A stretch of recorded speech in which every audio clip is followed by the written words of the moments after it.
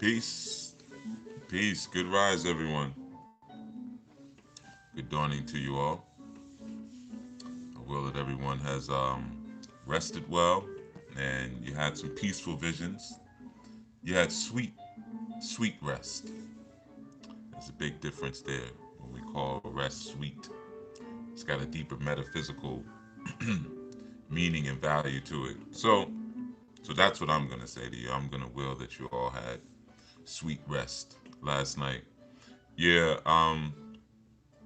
there's so much that's happening, and like I say, it's always important to kind of tune in. Peace first, last. You know, peace, Christian. Good rise to you. Well, not good rise, but yeah, I guess we're pushing more to good afternoon. Greetings, Naya. Greetings, good dawning to you. You know, but Kiki J, good rise to you. Yeah, yeah, good rise, good rise.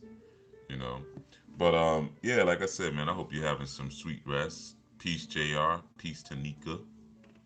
You know, and you're able to kind of shut down the mentation. Peace, Soul Care Collective. Thank you, Kashia. You're the only one that cares. um, yeah, peace, Allison and Olga. Greetings to you. Greetings to you. I will that you had like I said, a restful night, and more importantly, a sweet rest. At some point, I spoke about rest yesterday. Yesterday, of course, and um, spoke about the internal verse or the internal. Yeah, it's noon there. Yeah, I figure it's about that afternoon time. Yeah, where you at, Christian? You know, yeah, it's like 7 a.m. over here. Juanisha, good rise to you.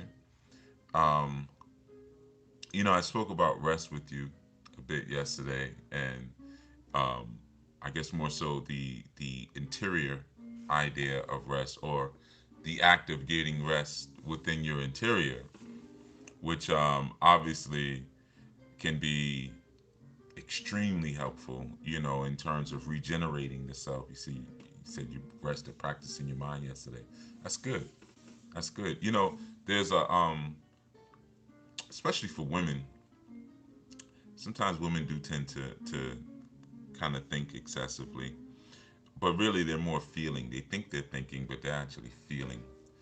And there's a lot that bubbles inside, and that's why it's so important that women do. I say that so often, that women are the active force. If you understand the feminine energy metaphysically, and you understand, okay, yeah, why women should actually be the ones doing more so than mentating, but because we again we live in a society that has devolved itself or seeks to devolve our understanding of gender, which is a sacred law. I mean, it's even one of the Hermetic laws, the law of gender. Peace, brother Rahman.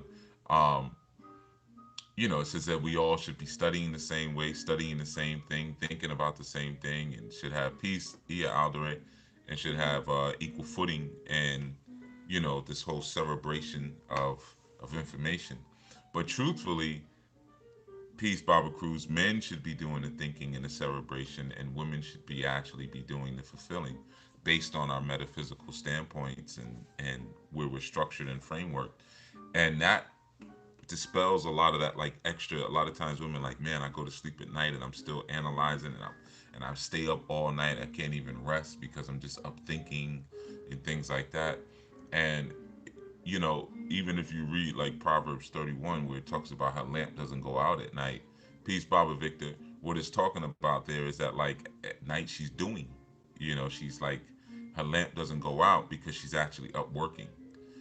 So sometimes that can be a great tool, when you're having trouble resting the mind, is actually do actively go do something, and move a little forward. Peace, Plant OG, move a little forward on your plans, and you'll notice that moving more into your space, Peace, Ricochet, moving more into your space will allow you to start balancing. That sweet rest is a totally different type of science, whenever you see it mentioned um, in ancient books. There's the deep sleep, like you have in Vedic systems, where you have that deep sleep. Peace, Nikki Love, peace, Padmini, 144.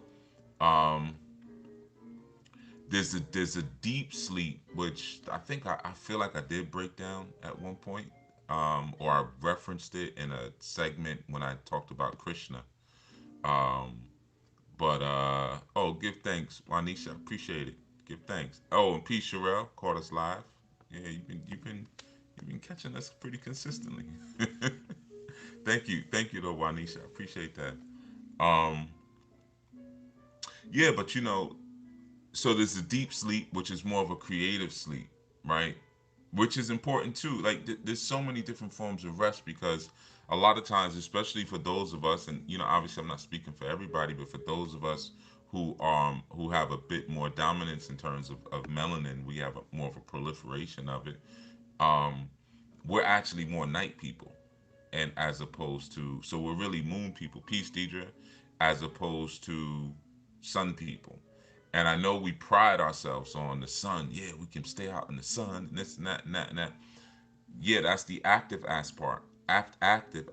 But we're really more, we after we recharge during the day, like gargoyles, we actually become active at night. You see, that's why the melanin and the melatonin, it's used for sleep and things like that. But you're more active at that moon, that moon energy, because now you're like a moving, walking sun, because like through photosynthesis, you've charged yourself with it throughout the day. So that rest period is more critical than you might imagine. So that's why, like when you read in Vedic traditions, peace, Paula Sanchez. When you read, it's early over where you at too. You up early. Um, you read the Vedic traditions and you'll see, those deep sleeps. But what the deep sleep is a creative period. You see, so like if you look at, I was talking to someone about this just yesterday. Um, Good morning, Sister Manera. We were talking about, well, he was talking about something, and then I was kind of respectfully trying to not uh, disagree with him. It was an older man, and he was talking about how he's from Chicago, but he's lived in New York for a long time. Good morning, Precious. He's lived in New York for a very long time, and but he still considers himself to be like a loyal, I guess, Chicagoan, you know, and that's cool. I mean, whatever you are, you are. Whatever floats your boat, you know. But one of the things that I was, like alluding to was that, well, you may have been created in Chicago, but it's New York that made you. You behave, you conduct yourself, and you move as a New Yorker, you know. And he kind of like, he kind of skipped over. I was like, all right, that's that. That's it. When you're talking to elders, you just gotta, maybe you can throw a little something in there, but you gotta kind of test the waters. Peace, Andrine. Be sitting there going back and forth with, oh, they got wisdom, so you just leave that as it is, um, because he might be right. Maybe I might be wrong. Peace, Baba Haru. Talking to an elder, it's a good chance I'm wrong. So, you try to put a little in there and see if maybe you can discuss it, and if not, all right, we'll go your way, elder, no problem. But one of the things with that is that we were talking about, well, he was talking about some of the things that happened. We were talking about music, and this was something that I kind of had to like put a break on for a minute, because he was talking about, if any of you are listeners of jazz at all, you might be familiar with like New Orleans jazz, or what they used to call Dixie band jazz, or original Dixie band jazz, what they call it. Peace, Baba Logan. And he had brought up original Dixie band jazz, right? And he was talking about, now just to give you some background, this individual is Italian, right? And he was talking. He's from Sicily, so he's different kind of Italian. So actually, the conversation started off. We were talking about Peace Camp, Poetan, we were actually talking about racism. That's actually how it started off, and he was sharing some of his experience that he had like back in the '60s and in the early '50s with people, prejudging him because he was Sicilian, and he was like, yeah, um, we were just the way we were dealt with, and to give you some background, like or just to give you a little bit of context, um, he looks like a lighter toned East Indian, just to give you a little bit of context. So you clearly can see, like, okay, yeah, there's something a little different going on there. Hannibal. This is one of Hannibal's babies. Greetings, Iris McCabe. So so he was sharing, like, yeah, back in the days it was a little rough. Some of the things, people would find out you're Italian and they'd ask you what kind of Italian. And so then he was talking about original Dixie band jazz, and I was like, all right, now we gotta slow up. Like I'm with you for a second. But one of the things he had mentioned, he's like, yeah, these guys invented jazz, and they were white guys, and I was like, no, that's not actually accurate. I said, yeah, we had the first um, jazz recording in 1917. Which was the original Dixie Band Jazz Band, which they later changed their name. In fact, they spelled jazz differently back there. It was JAS, and then they later put the Z's on it. But I said they were the first to record it, but they were not the inventors. In fact, um, when it was first heard in Congo Square, those individuals were, which they were, it was by Moore. It was by Moors. They were approached to record, and that back then, like, the recording technology was so new, they used what they called wax cylinder, and it was basically like, if you ever see those old movies where they crank up a phonograph and like they just got music playing through it like that. Well, the machine looked exactly like that. They would stand in front of you with this box, and it had a big horn, which was the wax cylinder, and then you would play, and then that would record right into the grooves of a record, into the acetate, right? So that was the how they did the original recordings. So now you have brothers who were playing what was considered jazz back then, which was a jazz front line, which was coronet. Coronet, it's basically like a trumpet. Coronet, clarinet, trombone, and drums, but the drums was more like wood blocks. It wasn't really like what you might picture as a drum being today, but it was more just wood blocks and like a kick. So that's why when you hear them early jazz records, it's like because it was just wood blocks, right? Peace, Brittany. Peace, Esme. Right? Now, this is all about, I'm not even on a tangent. You might think I am. This is all talking about what we're talking about. For those of you who have no interest in music, just ride along with it and get an interest in music. Peace, Kenneth. So, and this is important. I'm going to do a video on this one day because it's important. It's important history, you know, because actually those early jazz groups, they were a part of voodoo ceremonies. That's really where jazz was first noted at, or the style that we know as jazz. That's actually where it came from, out of Congo Square in New Orleans. And of course, we know it dates back to the continent, but I'm saying its emergence here in the United States. So they approached them, right? You had a lot of guys in the beginning, and they were like, it was almost like early hip hop. It was like, make a record for what? Like, why would you record? No, it's supposed to be live and enjoyed and played outside. That's how it was with jazz. We did the same thing when they came. It was like, I'm not recording it, right? However, the original Dixie Band group, which was an all white group, they were like, heck yeah, we'll record it. So they went down in history in 1917 as being the first jazz musicians, only because they made the first recording. And then later, some of those other musicians, like, guys like Jelly Roll Morton, and later on you had like Fats Waller and stuff like that. But they then came and, like, around 1926, started making their own work, especially when the technology improved as well. As far, I'm saying, the recording technology, right? Um, so he had brought up and I was like, I'm gonna have to correct you on that one. That one I ain't gonna, I'll ride with the stuff you talk about yourself, but now you talking about my people and what was stolen from us, by guys like Paul Whiteman and Gershwin.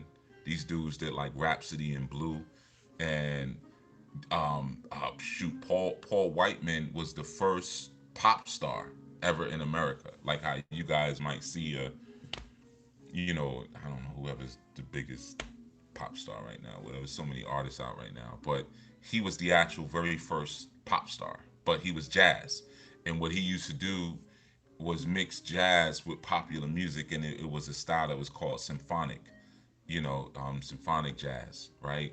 But it was straight stolen, just like the stuff Gershwin took. It was like line for line, note for note.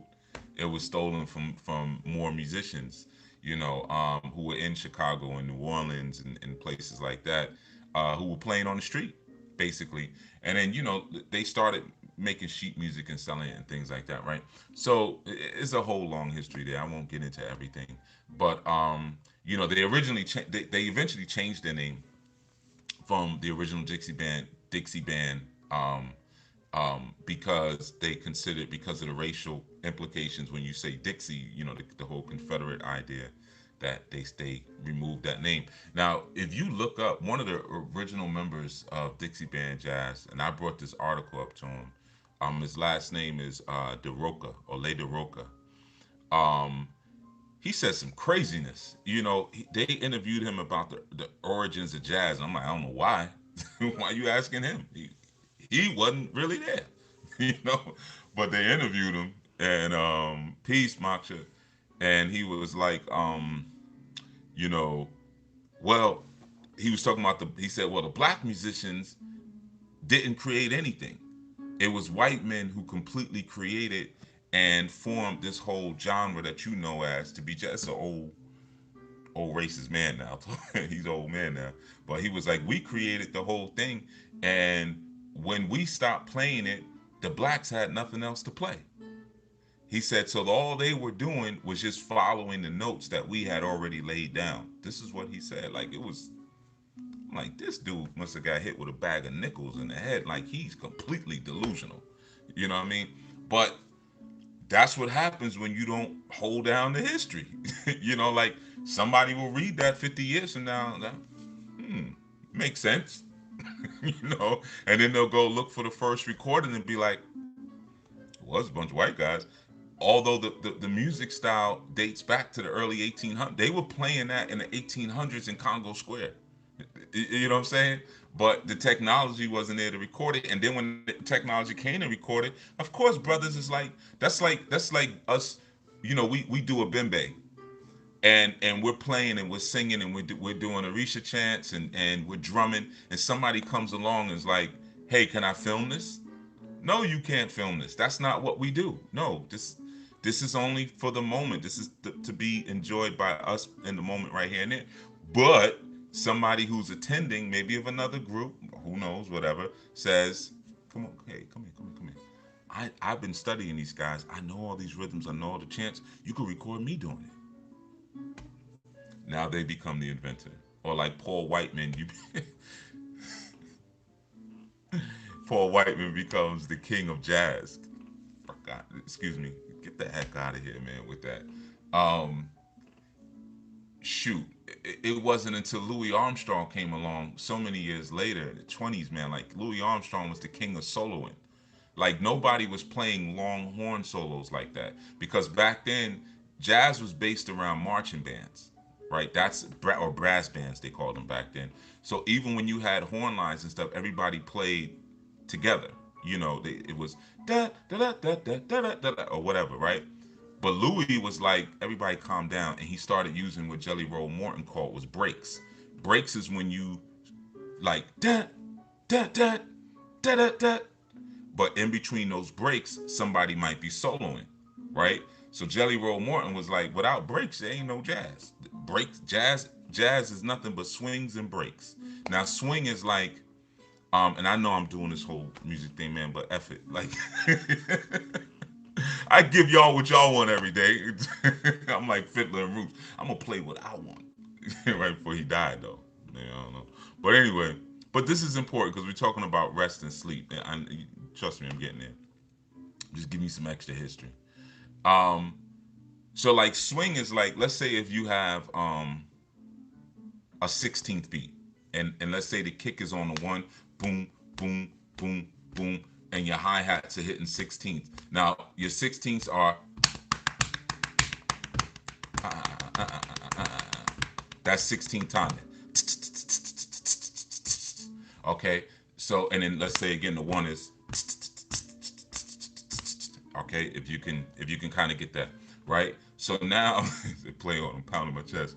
So now a swing would be um well, this is straight, which is how music is today because it's all done in computers and the computer don't know how to swing. The swing might go,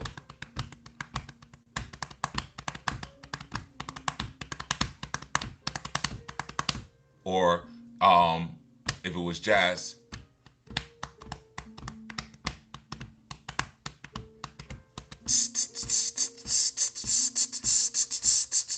right? So it's got a little rush, it's got a little slow,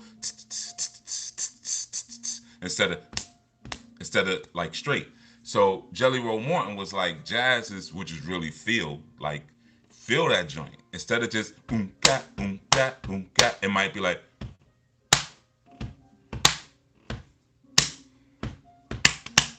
see what I'm saying?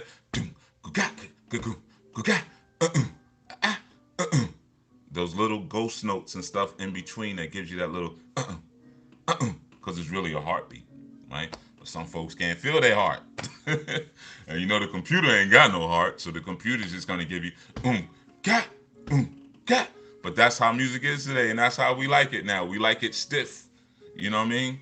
Um, so Jelly Roll Morton was like, no, you need breaks and you need swing, right? That's jazz. If you ain't got that, you ain't got no jazz. So then when like Louis Armstrong came along, like dudes like that, it was like we got breaks, we got swings, and he'd be singing because you remember jazz before that was all it was really like circus music. That's why when you listen to early jazz, it would almost sound comical because there was like it wasn't taken serious in the beginning. You know, it was almost like comedy music. You know what I mean? That's why it was used in cartoons and things like that. And then when cats like Louis came along, he was like, F that. You know, like so Louis would be singing a real song. Instead of they would always do these like comedy acts right before the song. Hey Remus, I done found a whole dollar bill. You found a dollar. Well, what they do? Well, what we gonna do? We gonna go down to the store and swing. Da da da da da da do da do da do da. Louis was like F that. And Louis would be up there like I'm gonna sing a real song. Oh my darling, darling my baby. And then he would like sing a song and then do this crazy long solo. And then the band would just be rocking. You know what I mean? Like he was like a rock star really. But you gotta be able to put it into perspective. You know what I'm saying? These dudes wasn't doing that on the recordings like the original. They wasn't doing none of that. You know what I'm saying? Like they wasn't even singing. You know what I'm saying? Like they didn't have. You had dudes like Louis that was jumping on the he jump on the piano, jump on the trumpet, start singing, jump on the drum set, like real ninja shite. You know how we do, real ninja shite. You know he's showing off. You know what I mean? So what I was sharing with the guy, because he was like, "Wow, this is fascinating." Yeah, goddamn right, it's fascinating. Go tell a friend to tell a friend. You know what I mean? Come around with the lying. You know what I mean? So, um, peace, me, myself, and I. You know what I'm saying? So yeah, man. So people started to, and then if you notice, like a lot of those early, early jazz singers, there was the women like were super graceful, and the women and the men all had this piece of this like strength. It was a masculinity. We'll say that in the music. Now that's when they came out with like one of the first movies ever to have like high fidelity, sound in it was a movie called The Jazz Singer. And of course, you can imagine jazz singer was not didn't look like an inventor of jazz. Because most of the time when they put jazz singers, I mean jazz groups in movies, it was pretty degrading. You know what I mean? They didn't. It wasn't really that classy unless you had someone like the Mantan Moreland movies. These were black films. They were considered low budget, but they would be like a black nightclub owner. You know what I'm saying? And the storyline may be, I don't know, some crooks come in, try to rob a place, something like that. But everybody will be in tuxedos and dancing. It's like they were like, nah, like we ain't gonna be sitting there playing, the trumpet with a plunger on it. You know what I'm saying? Like to play that wah wah sound, peace Cassie, just to be funny for y'all and tripping and falling all over the instrument. You know what I mean? But you listen to a lot of that early stuff. Like I said, there was a level of peace, Tommy Alexander. There was a level, and Cindy Jones. I see you. There was a level of. I feel like y'all came in together last time. Hmm. Yesterday, I think y'all came in the chat same time together too. Y'all ain't fooling nobody. Y'all together. No. But there was like there was a level of just masculinity and femininity that also came to the music. So like you had a lot of bass and baritone singers, and you know, there I go, there I go, there I go. A lot of times those original songs, that was the range they were really singing in, and then some people don't have what we have, what we call resonance and richness in those lower registers like that, where they could sing, because a lot of it came from field songs, those early stuff. So it's like, nobody knows the trouble I've seen. Nobody knows my sorrow. Now, who's really going to be singing like that, and who would sing a song like that? Those are old, what they call them hollering songs or field songs. And there was a combination of hollering songs and field songs along with blues that then gave birth to jazz. And of course, I can't even say gave birth to jazz, because the hollering songs, swing low, sweet chariot, right? Those type of songs, along with blues, then that was really, or along with gospel, became blues. And then they mixed the blues, the gospel, and what they called the field songs, which later was defined as folk music. But they were field songs. That was the early name of them, and that became jazz. You see, but it was spiritual music. It was, and then these were the songs that, or the style of music that was used in like ceremony. You know what I mean? Yeah, call and response was a part of that as well. So that, you had a lot of that later with like Cab Calloway. But even early in the beginning, hotty hotty hotty ho, hotty hotty hotty ho, hotty hotty hotty ha, hotty hotty hotty ha, stuff like that. And then that later became hip hop. You know what I'm saying? Throw your hands in the air, everybody say ho ho ho ho ho ho ho. You know what I mean? Stuff like that. So that's all jazz, right? Now here's the ultimate point I'm saying, because I'm all over the place, right? And just remember though, like again, a lot of them early joints, the men were singing bass baritone, and the women were singing alto soprano. It wasn't later. I'll get into another time, because that's a part of a whole nother agenda. You know what I mean? So anyway, like I said, so I'm talking to this older guy um, about this, because I'm just like, I listen to some of what you're saying, but don't be you talking about my ancestors now. Like, don't do that, bro. Like, chill. Like, come on, bro. You can't do that, man. Nah, like, just because we talking about this thing over here, don't think I don't also know about this thing over here. I'm just being quiet, you know. But when he was like, yeah, the original jazz music, I'm like, hey, my man, check this here out. Don't say that no more. don't say that. That's not the truth. Let me give it to you how it really is. You know. And then like we still talking early jazz, because then we go all the way up to, you had New York, you got stride piano, ragtime. Come on, man. You know what I'm saying? Ragtime. Peace, Alex, and Levette. Greetings.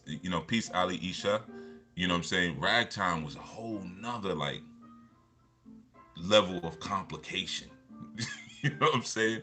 Where they're playing tuba parts with one hand and then melodies with and chords. Oh my! It was like these dudes had like 4 or 5 arms. You know what I mean? But you had stride piano, and then later, much later, you had guys like Gillespie and Miles come on the scene, man, and just they just like tore everything up.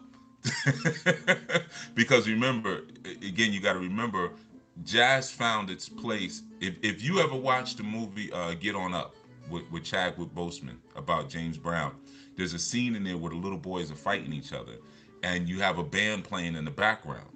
That's mainly the jobs that black musicians were able to get back then, because jazz was considered like comedic music, and then it was considered dance music strictly. It was for society people to dance along with. So a lot of jazz was very upbeat. And then you had guys come in later. So even if you listen to big band music, it's da da to do da to do da to do da da da to do, and then we could do our foxtrot and all of that, right? But then you had dudes come in later. Coltrane would do like a sax solo for like 45 seconds in the beginning of the song, and everybody would be doing what they call free jazz, which is every instrument just doing its own thing. You can't dance to that. You just got to sit down and listen. And then the beat would come in, but then the beat would be like 5/8 timing or some weird timing. It's like, how do you, what? How do you? I don't even know where to put my foot down. Peace, Marjavari. Greetings. Good dawning to you. So they were like, man, F us playing for these people to dance. We're going to play what we feel, right? And you had Miles, when Miles Davis came, Miles wouldn't even face the audience. He'd do a whole concert with his back turned to the audience. He was known for that. He'd do a whole show with his back turned to the audience looking at the band. You didn't even get to see his face the whole show. He's like, man, you here for the music, right? Oh, you gotta say like, they're here for the music, right? All right, then F them. So the point I was making, before we got off on that music 101 tangent. But like I said, at some point I'm gonna do a video on that, because I just would like to, just because I feel like certain things should be put down. Like certain things should be shared and said, because there's a lot of history that's stolen from certain people, and sometimes we don't realize the value of it, right? And this is what I'm getting to. If you don't really know the value of something, like I said, you will inherently misuse it. It's like, I remember one time, my grandfather used to collect. He used to collect all his coin. Like when he would come in from work or whatever, he had this jar that he used to put his coins in. Peace, Brittany. He had this jar, and then it was like for us. You know what I'm saying? Well, really, it was for me, because I was the only one who would sit there and. Well, back then, now they got machines you could just dump the coins in. But back in the days, you just have to take the coins out, separate them, and then wrap them in like these little paper wrappers, and then you take them to the bank, and then they would give you cash for the thing. But it was like a tedious process, counting all these dirty coins and stuff and rolling them up. And I think one roll of pennies, y'all, some of y'all remember, y'all acting like y'all don't know what I'm talking about, but some of y'all remember. What was the pennies? 50 cents? 50 pennies went into one roll, I think? Or was it? I know y'all remember. Peace, Shannon. But anyway, so like we would do this maybe like once every 2 years or whatever. Like basically when the jar would get full, he'd be like, "All right, boy, come on and count these coins, man. Count these coins, take them to the bank, right?" And I remember and this was a big deal to me, man, because I'm like, yo, I noticed it. I'll be looking at the 50 pennies exactly. Old head in the house. you know, I know it. Try to act like y'all don't know what I'm talking about. So, so yeah, the dark red wrappers, exactly. You know what I mean? And they would give you the wrappers for free at the bank. You just go get a bunch of wrappers, and you just got to sit and wind them. Now I was the only one. I always liked money as a child, so as an adult too. But like my siblings and cousins, nobody else really cared. You know what I'm saying? But I'd be like, Grandpa, I count I count the money. You know what I mean? And so um as a result, I started kind of learning a little bit about coins, and I don't know if it was from reading the encyclopedia or something like that, but I remember just kind of developing an interest in coins because, as you wrapping them, you looking at them, and I would notice that some look different than others, like, of course, you have different years on them and stuff like that, but I would just notice some look different. So I remember one time we was rapping, or I was rapping, he was sitting there smoking a cigarette, talking about something, I don't know, blowing smoke in my face, most likely, no doubt. But I went and I pulled up a nickel, and he was like, "Oh wait, that's a Buffalo nickel, boy." And I'm like, "What? what? What are you talking about, man? Put this in the joint, man. I'm trying to get this bread. You know what I'm saying? Trying to get these rock'em sock'em robots, man. You know what I mean? You slowing up the train, So the thing about it, he was like, "Nah, that's worth money. If you see those, put those to the side, right?" So when he had them in his pocket, and he came in from work or wherever, he just dropped them into the John. You know what I mean? So based upon that, he saw it as just any other nickel or any other dime, or whoever gave it to him saw it as any other nickel, any other dime, any other penny, right? But so he didn't understand the value of it. He didn't know the value at it at that moment. I didn't know the value until he said, "No, no, no, that's worth something," right? And then I started going on a pursuit because I'm like, wait a minute, what else is worth something that, you know what I mean? I'm starting to look around the house, like, what else in this motherfucker that I could sell? You know what I'm saying? You start putting your name under stuff, taking pieces of tape, putting your name, like, when they die, this is mine because this is antique. This is you turn this stuff over. Yeah, that's mine. I put my name on it back in 1979. You know what I mean? When we was counting pennies. So the thing about it, right? So when you started seeing, like, wow, there's a bigger value to this, you start to treat it differently, right? So when I would come across, and he had a bunch of Buffalo nickels. When I would come across these Buffalo nickels, like, okay, clean these up, put them to the side. Now I'm treating it tenderly. You see, now I'm treating it with a whole nother different level of respect because I see the value of it. You see, and that's the thing. Like I'm saying, even with like our music, like we've given whole genres of music away because we didn't see the value of it. From rock, blues, jazz. You know what I'm saying? Hip hop. We can't even say R&B. Really, R&B doesn't even exist anymore. You know what I'm saying? Only if you go to the Essence Jazz Fest, you get to hear all the old R&B artists. But that genre is pretty much done. You know what I mean? Because we didn't see not only the curative and the meditate the medicinal values of our music, but honestly, even the economic value, the financial value of what our art actually is. So we just here, you could have it, or we just kind of we walk out on it with this a high level of disloyalty until someone else says, "Oh no, wait a minute, that's what are you guys playing? Can I record that? Can I da da da da da?" And next thing you know, they build a whole industry from this thing. Because all music comes from jazz, all of it comes from jazz. You know what I mean? So from that first recording, that first wax cylinder recording in 1917, you got everything that you got today, everything. You know what I mean? So, and again, like I would reiterate that the people who recorded that were not the originators of that sound, and the people who were playing that sound in New Orleans were not necessarily the originators because, there were early jazz had a strong, um, peace, Chris. It had a strong, um, what they call the Spanish influence in the music at that time. So the early jazz was a combination of West African rhythms, Spanish sounds, and some other things, but and field hollering and things like that. But if you got to know the code words, like if it's a combination of Spanish music, then you're talking about is Moor. These this is Moors. These are the sounds of the Moors. That's what you're actually saying without really wanting to say it. That's why you'll say, "Oh, it's field hollering." Like we was just in the field, just "Ah!" No, your music sounds like that.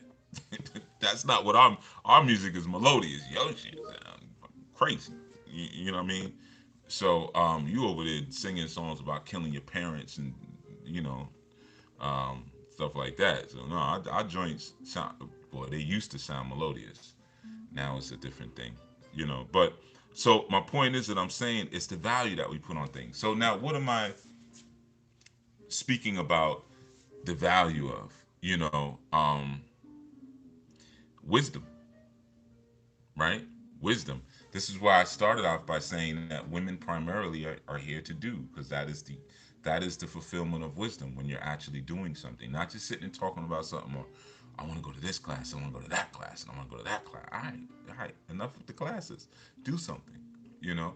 Um, but because we don't value wisdom, a lot of times we treat it in the worst of ways, right? So like I said, I was speaking to this elder. Now he's not my elder, but like I said, he's Italian, and he's Sicilian, and he's an elder in someone else's community, and I'm giving him that respect. But the reason why I wasn't going at him like, man, you don't know what the hell you talking, you know what I mean? Like, because I respect his wisdom. The man, he's almost 90 years old. You know what I mean? So there's a lot I can learn. It doesn't matter if he's, and I'm sorry for all those reminders and stuff. Um, it doesn't matter if he's not a part of my community. I respect the years. You see what I'm saying? And like I said, he's somebody's elder. You know, it's like we say, well, that's somebody's mama. That's somebody's, yeah, he's somebody's grandfather or great grandfather. But, and nonetheless, and he took our time. He gave me an opportunity to share some wisdom with me. Well, he thought, yeah. I mean, I learned something. Let me just say it like that. I learned something. And I always like speaking to people who were discriminated against. I always enjoy speaking to people like that and I'm enjoying the information. I'm enjoying the knowledge. Yeah, I speak to old Irish people when I can, because their ride in this space was a little crazy for a while. A lot of times people don't realize that they came over shackled up too at a certain time. You know what I mean? I remember when I was younger, people used to call them potato eating ninjas. Now, you just think about the word I'm replacing with ninja, but they used to call them potato eating ninjas, right? Now, of course, this because some people know the history. Some people know, you know, why they like to fight so much and their women's butts are so big, you know. How the leprechaun was considered originally the stories they were ancestors and they were black. That's an old Moorish tale, the leprechaun. And then some people know about those stories, like, oh, it was actually the Moors running up through Ireland and gave it its name Irish from Osiris. Okay, got it. You know what I mean? So there's people here who know some of that, and so when they say, oh, they're just potato eating ninjas, they know what they're saying. They know that ethnicity is not just tied up in phenotype. It's not just because you look a certain way. They some people know there's a deeper thing to that story. You know what I mean? So I like to talk to anyone who tells me that they have stories of oppression, because sometimes it's BS, you know, and sometimes it's not. So him telling me like, yeah, there was a lot of things I couldn't do when I was a kid, and they wouldn't let us rent in certain places, and they would ask you, like, where are you from, and my parents didn't really speak English, and we were right off the boat and things like that, and they, oh, you're Sicilian, no, and okay, cool. I like to learn some things, but don't stay over there. Go over there. Like, them come here talking about stuff. Come on now. I know I'm a lot younger than you, but we trying to scoop no BS into my head, into my ears. I don't like listening to certain things for so long. I listen a little bit. When you start talking about the original jazz, no, they wasn't. They a bunch of racist Southerners. That's what they were. you know. Um, so it's that wisdom value, and a lot of times we don't respect wisdom in the same similar way as to like why we wouldn't have a conversation with a person like that, because we don't understand the value of delayed gratification. Like, you're speaking to someone who's 90 years old. There's going to be a lot of it takes a while for them to get their thoughts out, and Sometimes it's a lot of rambling and in things like that. And you know, sometimes we get caught up. So I'm just turning off my notifications, um, and replying at the same time. Okay.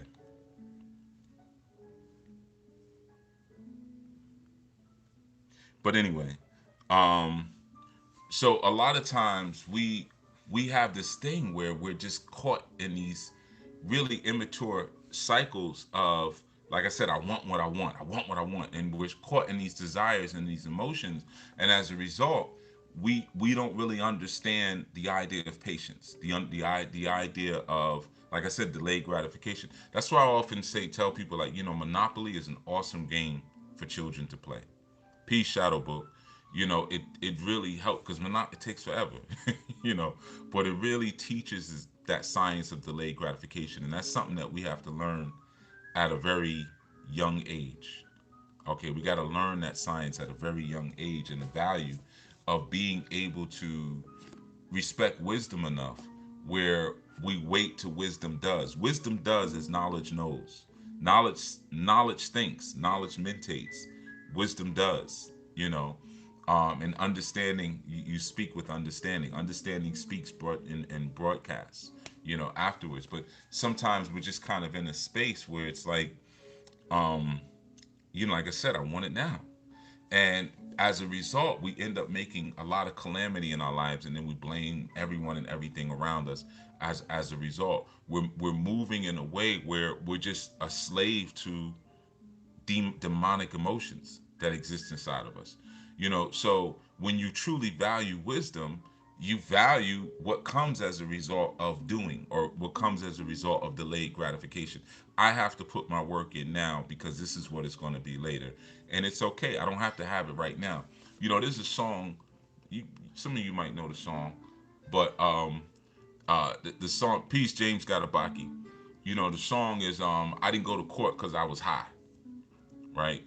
I think that's mainly the title. Afro Man. You know what I mean? Now, you probably say, well, how the heck he know that song? I know music. An Afro Man plays the guitar. He's not just I don't know what to call. He's just as call him an artist. He's an artist. But you know what that is? That's the same thing. You know why we don't wait for wisdom? Because we want to feel high all the time. Whenever you are constantly trying to immediately, I want what I want now, I want what I want this now, I want that now, I want that now, and you're unwilling to invest and study and learn the wisdom of the creator, it's because you just want to feel high all the time. You're always high. Ooh, that feels good. I got what I wanted. Ooh, that feels good. I got what I wanted. I got what I wanted. I got what I wanted. Whether it's food, you always eating all the time, or whether you're sexing all the time, or whether you're opiating all the time, you just want to feel high all the time. And when you're in a position of having to wait for something, you don't get that experience. You see, you don't necessarily get to say, okay, well, I'm not getting what I want today. I want to drive this car right now. I want this car, but you know what? I'm willing to wait, and right now I'll drive that car, or I'll drive no car. I'll ride a bike for right now because I know I'm working towards something. There are some people who put themselves in some of the worst positions in terms of their careers because they have no sense of delayed gratification. You know, um, you think about nowadays, even the idea of a degree, it doesn't mean what it meant 30 years ago, 40 years ago. Um, Having a 4-year degree is not too far off from having a high school diploma, in many senses. And sometimes people don't understand, like, yeah, you may get that, but it may make more sense to, instead of going to school for 4 years, go to school for 8 years, go to school for 7 years, go to school for 6 years or longer, right? Oh man, I don't want to be in school all my life. I don't want to go to school for 10 years. I just finished high school. I want to get over and done with, and get a job, and get a job. you know and sometimes we don't understand that, if you're willing to delay, the gratification, it'll be so much more rewarding. You know, um, and this is not to disrespect anyone. I want you to understand that. But we need more midwives. We need more midwives in our community, right? I can't tell you how many people I've met who are interested in birthing and things like that, and I say, well, why don't you, you know, become an RN and eventually become a midwife? I don't want to go back to school.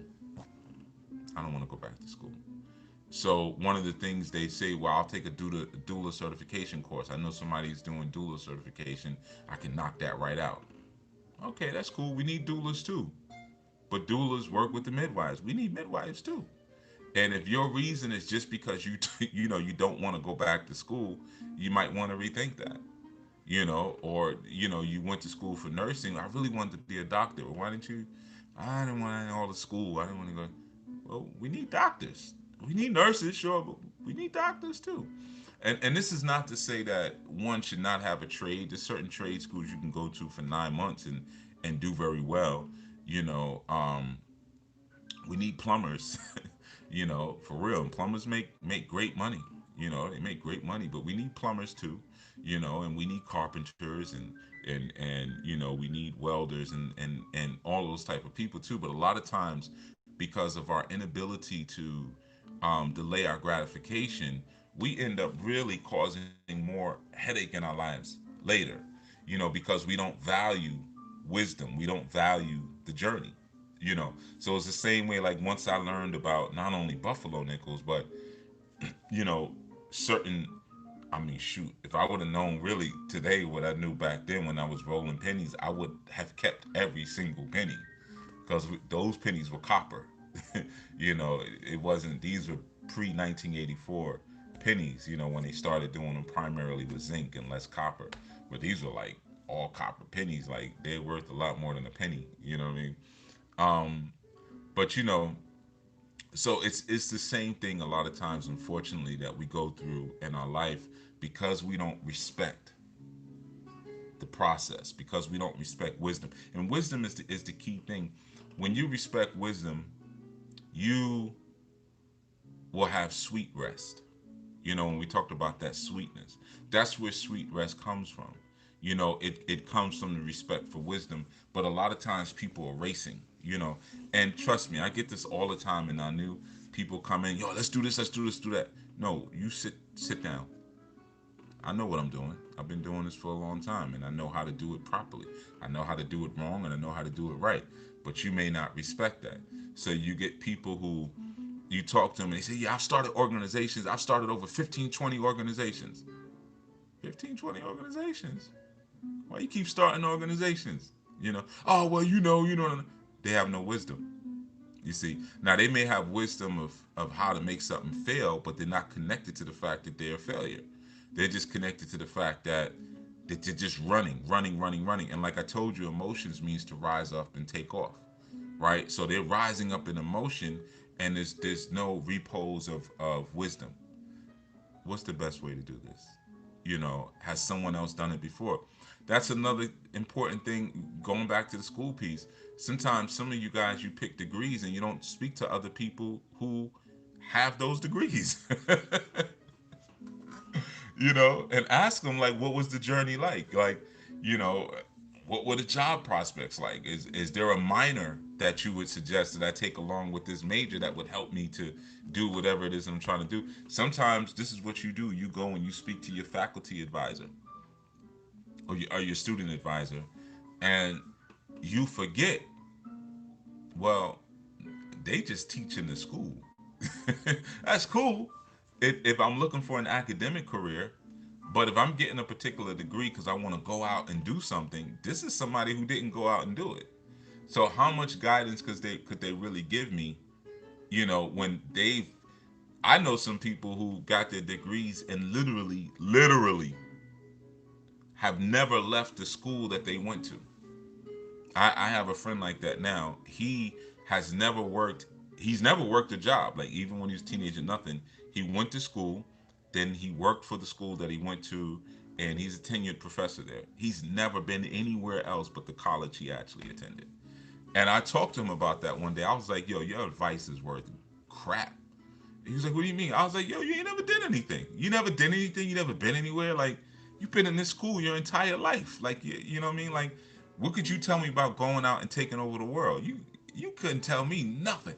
Now I know him personally, so I could talk to him like he knows how I am. I wouldn't talk to him like that in front of his students. But he was like, yo, you know what? You're right. He was like, I never looked at it like that. I was like, yeah, man, you better bring in some other experts, man, because you can't give anybody any real career advice other than how to go work for a school, right?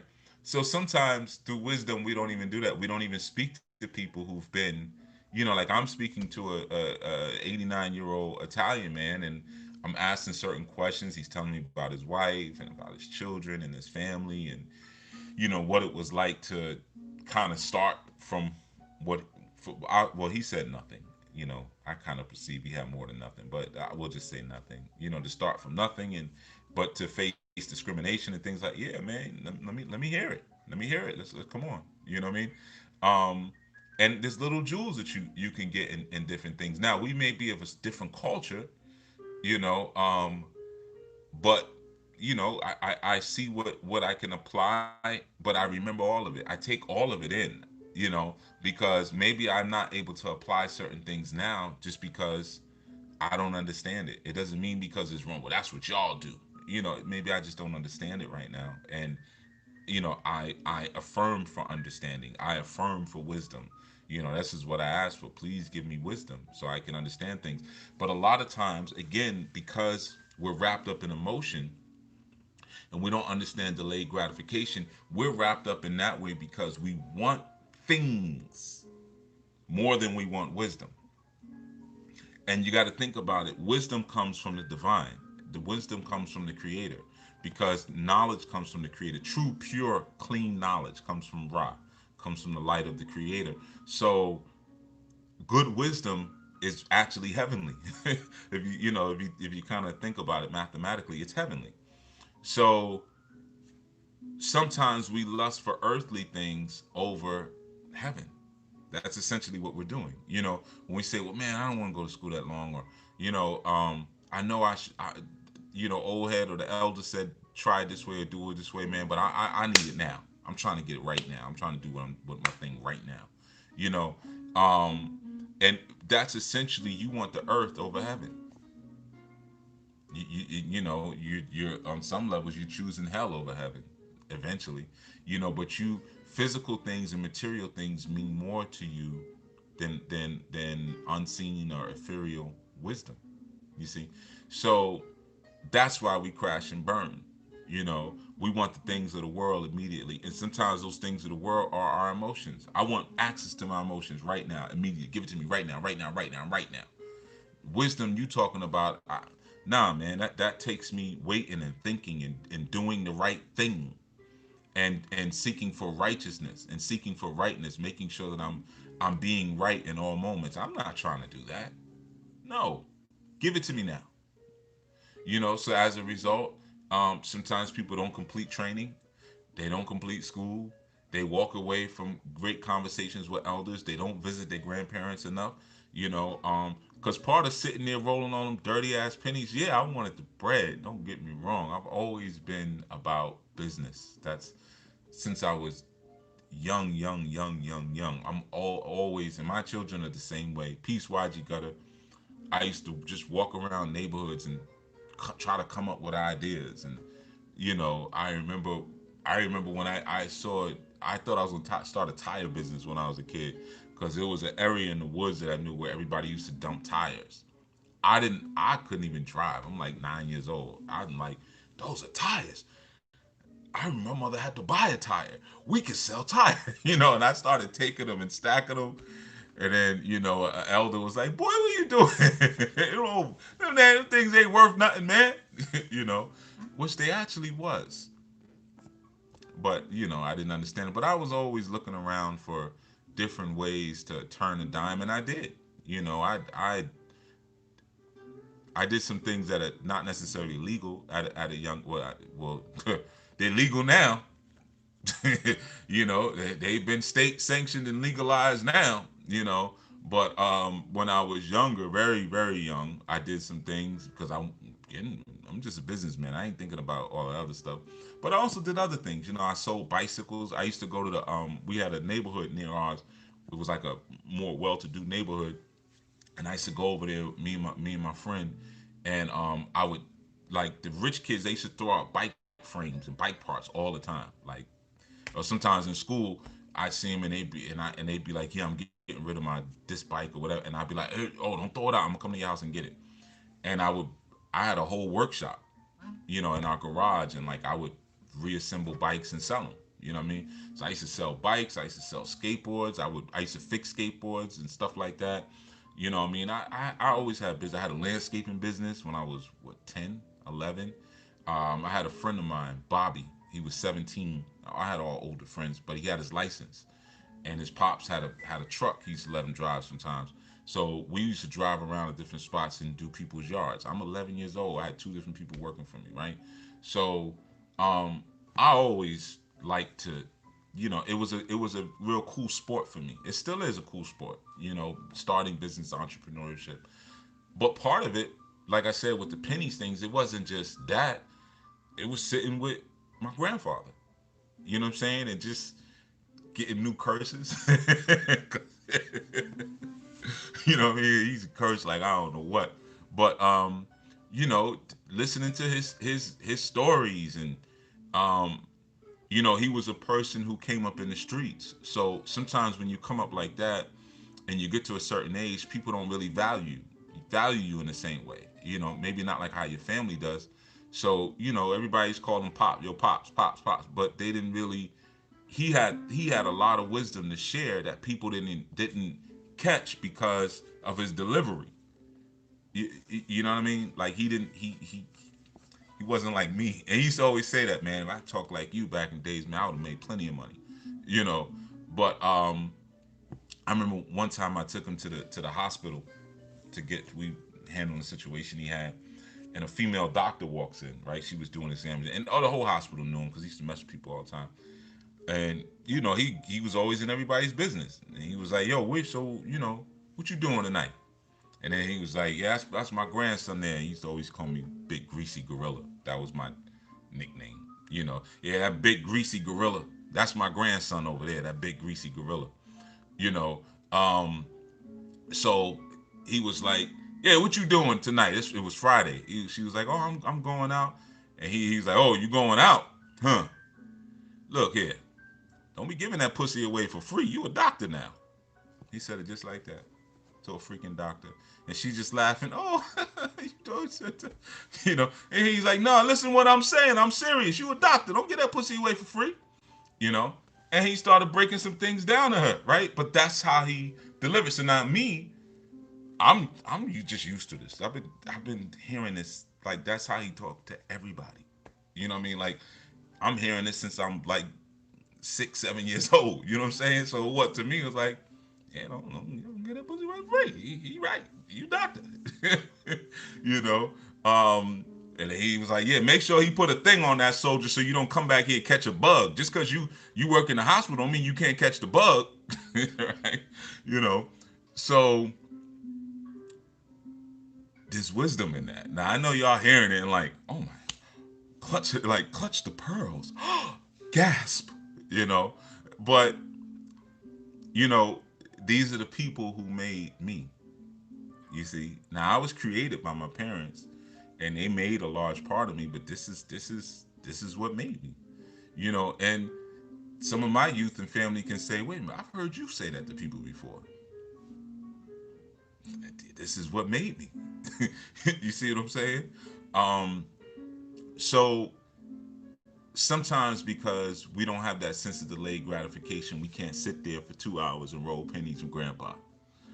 And get smoke blown all in our face, and he telling us, wild stories, and we extrapolate the wisdom, out of those stories, and you know, um, and things like that. I remember there being another incident at a hospital once, and I had to go in and speak to a doctor because there was a, how can I put this? There was a cult member who was a nurse, who was overseeing one of my family members, right? And she was talking to my family member, but telling my family member like, "I'll see you on the other side," saying some wild stuff to my family member, right? So I show up and I was like, what did she just say? So I went to the doctor. I was like, listen, we want a different nurse, and because I don't even do hospitals anyway. But so they don't. It's not good for me to be in here because I'm not happy anyway. So I'm like, nah, because we'll put somebody else. Well, that's the only nurse we have on. So I was like, all right, well then I'll be the nurse. Tell me what I got to do. That person can't come back in the room, right? So it got to the point that I literally opened up a broom closet and ushered the doctor in. I was like, come here, let me talk to you. Come in here, right? Straighten the situation out, right? And I remember my grandfather was there. He was like, "Boy, you." Well, he used to always say so. I'm trying to keep it, He was like, "You a bad mother, something, right?" Y'all probably know the end of that. He was like, "Boy, you a bad mother, sucker." He was like, because if that was me, I'd be calling all sorts of bitchs and mother effers and everything like that, man. But you, man, you know how to work on them people, man. And what he said was, you know how to talk to those other people. Let's just say non-black people. He's like, boy, you know how to talk to them people, man. The way you say things, man, you almost sound like one of them. But he was like, but you coming rolling hard, man. You look strong, man. He said, man, they was over there shaking when you was talking to him, right? Well, there's a combination of wisdom, you know, that I'm learning from different people, from different elders, and I respect that wisdom. So I know how to speak to certain people in certain environments and get certain things done that need to be gotten done. You know, I have friends who work in the medical industry, and I know the language to utilize and things like that. And um, and at the time, my relative was like half unconscious when all this happened. So I'm like, you over there whispering in the air. Well, I'll see you on the other side. like, like honestly, you just lucky you lucky you didn't get hands put on you. To be honest, be honest, And fortunately, that relative member did not transition in that moment, and they made it through. But so that's what I'm saying, man. We gotta respect wisdom, man, and that valuing for wisdom is a valuing for heaven. And a lot of times that requires us to delay our gratification and not look for this constant opiate state. Peace, Josephine Moresby, where we're constantly just high. I got this, I got that, I got that, I got that. Especially in a time like now when everything is so topsy turvy and people are living high on the hog. Like I said, people done got their PUA money and they ain't never had that much money in their bank account. They living high on the hog. You know what I mean? And I know some people who've never had more than $1,500 ever. I know some people who've never had more than 5,000, never had more than 10,000, 20,000, and they getting a boom $15,000. Oh my goodness!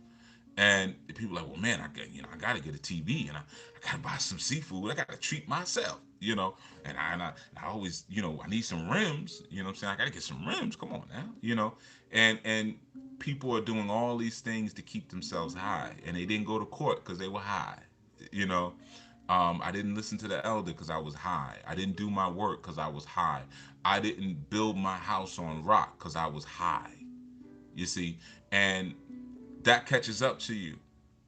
Just like in any sense when you're jumping into that state and you're chasing after emotions. Remember, you got to pay that bill later. I dropped out of school because I'm trying to get bread right now. You're gonna pay for that later. When I got a cousin like that, man. Excuse me. He he he was in a cult. Right? Make it quick. And pretty much most of his life he was in this cult, right? And when he came out the cult, he came out twice actually. And he has a degree. He has a college degree, but he never used it because he was in a cult, right? And when he came out, this was the big joke, you know.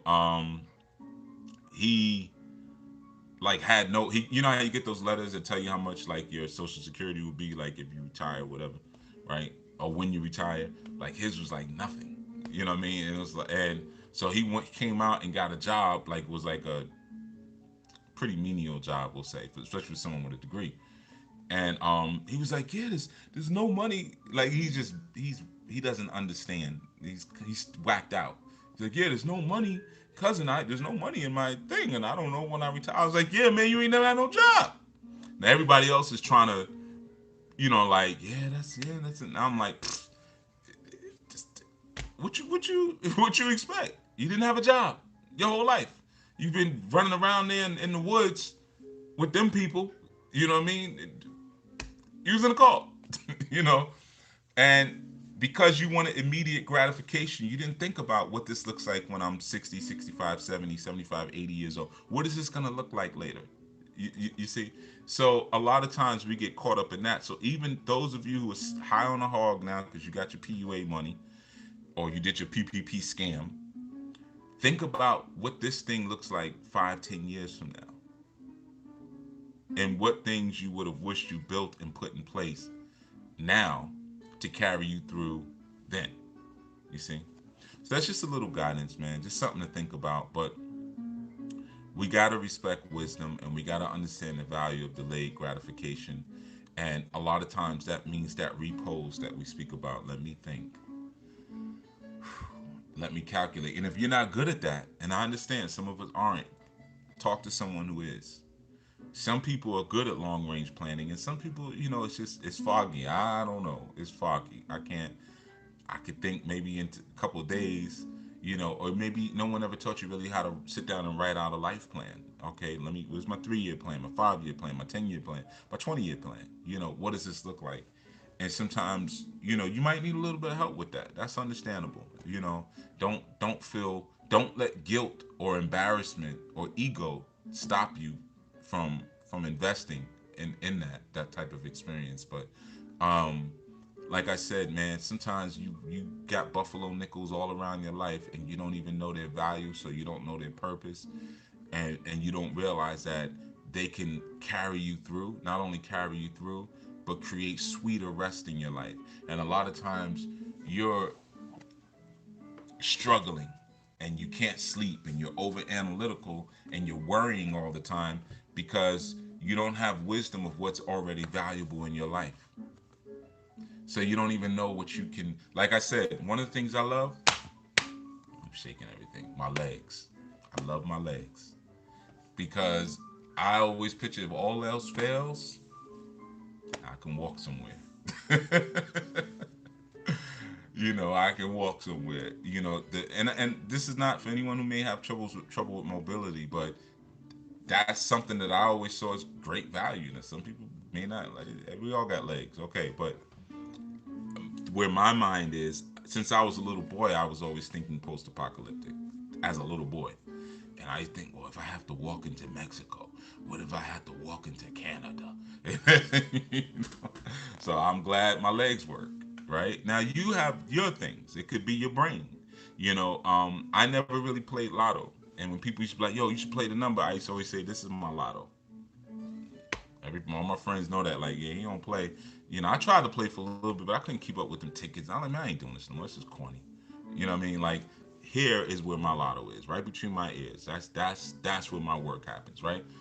Now that's what I value. That's a part of my wisdom of what I could perceive. And you have your own thing, everybody has something, and some of us have more than one thing, and you're gonna realize the more that you're able to open your eyes to those things, and the more that you start functioning with heavenly wisdom, it gets real deep because the more you see.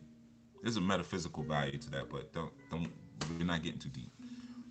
But the more that you can start functioning from heavenly wisdom, you'll start seeing things that you didn't see before. You start seeing openings, and you'll almost be like an entrepreneur, but just in terms of your life design. Like, oh, this you could do that, I could use that for that, I could do that way, that way, that way. But that comes through wisdom, you know. And I'm not advocating procrastination for those of you who now say, well, yeah, that's why I don't do things I think about. No, there's a difference between procrastination, you know, um, between procrastination and deliberation. You see, there is a time to move, there is a season to make things happen. And when you're in a line with heavenly wisdom, man, or spiritual wisdom, high spiritual wisdom, and when I say spirit, I ain't just talking about your spirit. you know, we got to grow up a little bit beyond that. We got to grow up a little bit beyond that. But when you're able to align with that, man, you're able to make some amazing things happen. You know, so yeah, I just wanted to share that. That's all. For the most part, that's all. Um, and again, you guys been rocking pretty strong. I was only gonna do 30 minutes. That's why I started later today. But some of these points are so important that I wanted. I find myself wanting to give them to you in so many different ways. You know, from so many different angles. Um, because of the importance of them. So that's why, oh, here's a story, and here's this, and here's that, and here's. And plus, we went off on that whole jazz thing. Well, I went off on the whole jazz thing. But like I said, I'm gonna do a video about that at some point because we're losing things. We're losing arts. We're losing sciences, and some of them we don't even realize our hand in them because of how people's ability and desire to rewrite history. Like I said, the LaRocchia guy saying that, like, yo, black musicians didn't invent jazz. Like they were just reading the notes that we wrote, and like, you bugging. You are bugging. You know what I mean? Like, I know it's an old school term, but no, that's not how it happened. And there has to be someone who stands up and speaks to these things. And even if I'm not a big jazz aficionado, just so you know, I've never really been heavy into jazz like that. You know what I mean? But I respect the work that pioneers put down, man. I respect what they've done. I was talking about that yesterday with a brother of mine. We were talking about drummers, and I was telling him about Ronald Bruner Jr. And if any of you familiar with the artist Thundercat, he's his brother. He's an amazing drummer. Thundercat, of course, is an amazing bass player and just arranger and artist. Like both, and their father is a jazz musician. They come from a musical legacy. But you know, we were talking about another drummer called Tony Royster Jr. And oh, give thanks, Brandy. Thank you. You're welcome, and thank you. Let me say it like that. You know. Um, but we were talking about Tony Royster Jr. and I was like, and he was like, oh, he would eat Tony Royster Jr. I was like, yeah, but you got to give credit to Tony Royster Jr. because when have we ever heard drumming, like real drumming, on a hip hop record? When he did that song with Jay Z, like that was incredible. Now, like then after that, people started using live drummers again on hip hop records. But like when he went crazy, that song, what was it? Hey, baby, show me what you got. Hey, let me show me what you got. Right? I don't remember the title. That might have been the title of the song. I don't remember. Dun dun dun dun dun dun dun dun. Right? He killed it. And again, we're not used to hearing peace, Bobby Emmanuel. We're not used to hearing that level of drumming on a hip hop record, right? But then that opened the door for people like Thundercat and all these who now are actually really playing Anderson Paak. People are actually showing like real musicianship. Lucky Days. I mean, I could just go. Lucky Days, Anderson Paak. All these people who are now showing musicianship underneath hip hop. You know what I mean? So it's like you gotta, yeah, Tony Royster Jr. and Tony Royster Jr. has been like he was a child prodigy, so anybody follows him.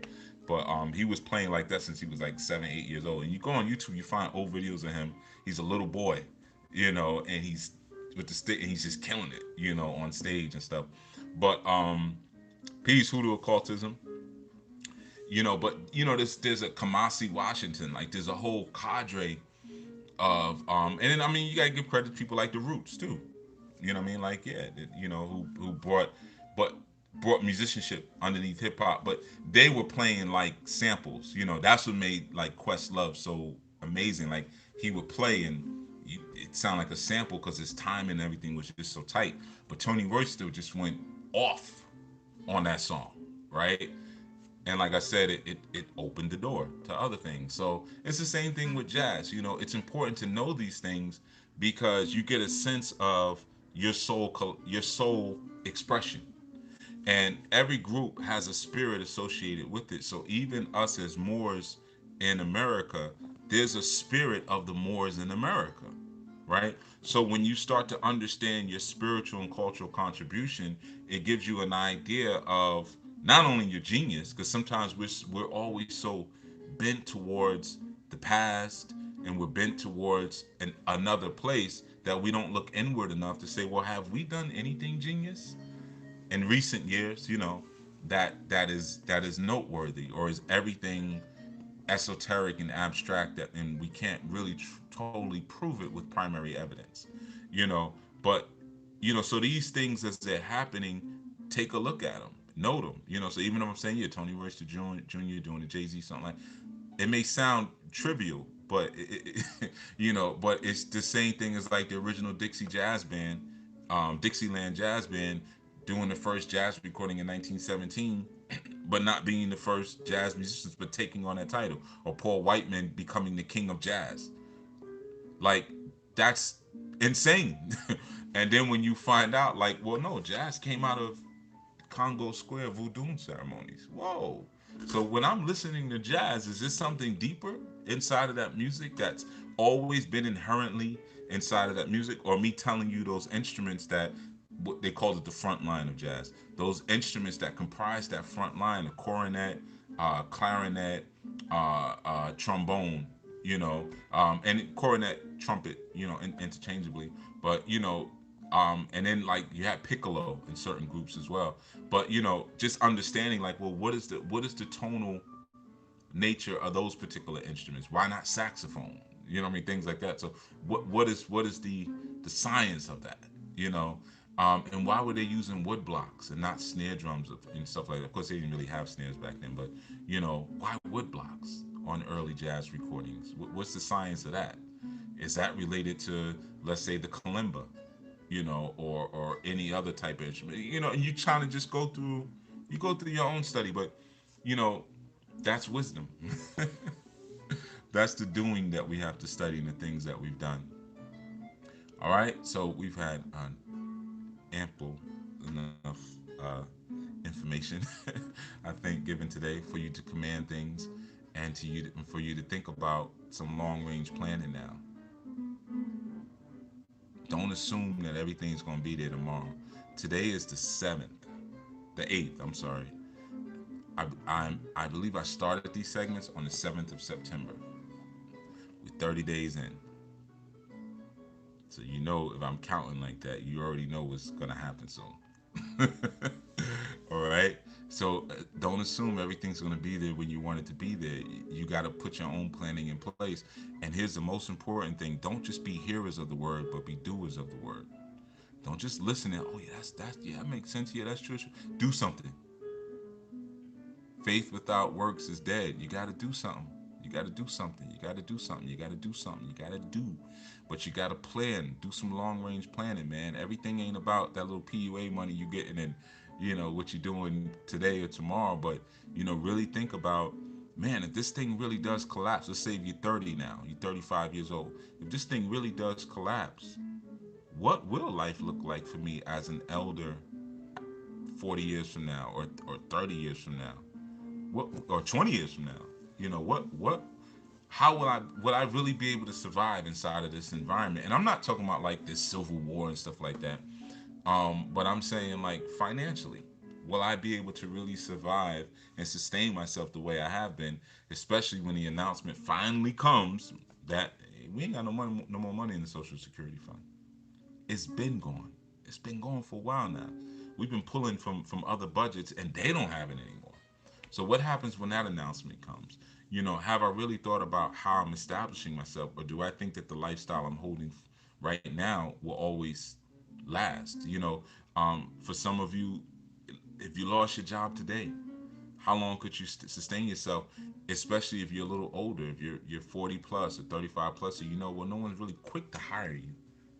As you get older in age, do I have a sensible contingency plan? Am I willing to live with the options? Okay, maybe I'm leasing a car. I turn that lease in, man, and get me $3,000, $4,000 hoop ride, or no car? Or, am I willing to go live down south with family, or somewhere else, or whatever it is? But these are the things that you should be considering. And I'm not trying to put fear into you, anything like that, but like it says, pray to Allah and tie up your camel. You know what I mean? So, like, yeah, we praying, we're willing for the best and everything, but I'm gonna tie this camel up. You know what I mean? Nobody steals it or runs it. So make sure you're tying up your camel. All right. Everyone, be well today. This is Chief Yuya signing out. Be safe, be well, and protect one another. Peace, peace, peace, peace, peace, peace.